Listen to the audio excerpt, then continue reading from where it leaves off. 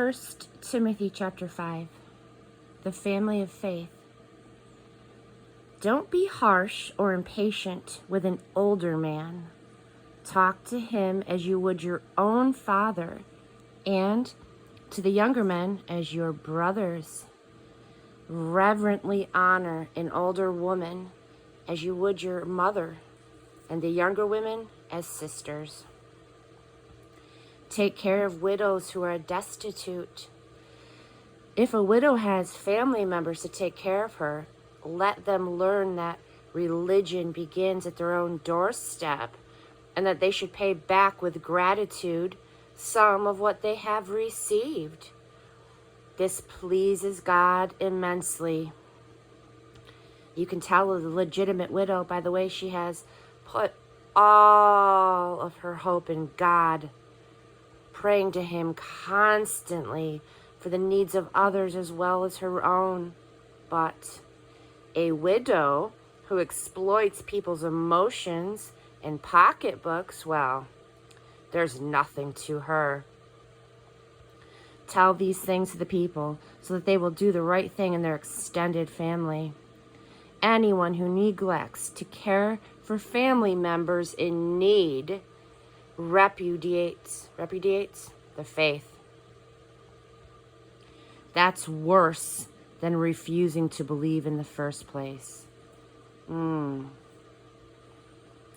some widows up for the special ministry of offering assistance. They will in turn receive support from the church.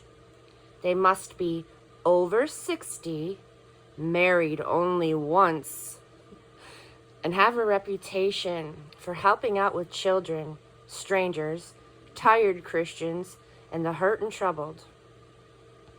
Don't put young widows on this list. No sooner will they get on than they'll want to get off, obsessed with wanting to get a husband rather than serving Christ in this way. By breaking their word, they're liable to go from bad to worse, frittering away their days on empty talk, gossip, and trivialities. No, I'd rather the young widows go ahead and get married in the first place, have children, manage their homes, and not give critics any foothold for finding fault. Some of them have already left and gone after Satan. Any Christian woman who has widows in her family is responsible for them. They shouldn't be dumped on the church. The church has its hands full already with widows who need help. Give a bonus to leaders who do a good job, especially the ones who work hard at preaching and teaching. Scripture tells us, don't muzzle a working ox, and a worker deserves his pay. Don't listen to a complaint against a leader that isn't backed up by 2 or 3 responsible witnesses. If anyone falls into sin, call that person out on the carpet. Those who are inclined that way will know right off that they just can't get by with it. God and Jesus and angels all back me up in these instructions.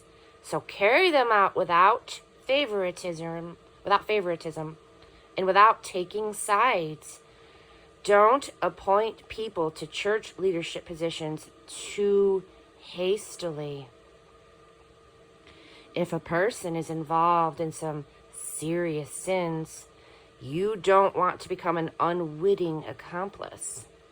In any event, keep a close check on yourself. And don't worry too much about what the critics will say. Go ahead and drink a little wine, for instance. It's good for your digestion, good medicine for what ails you. The sins of some people are blatant and march them right into court.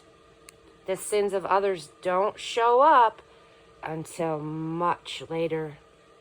The same with good deeds. Some you see right off, but none are hidden forever.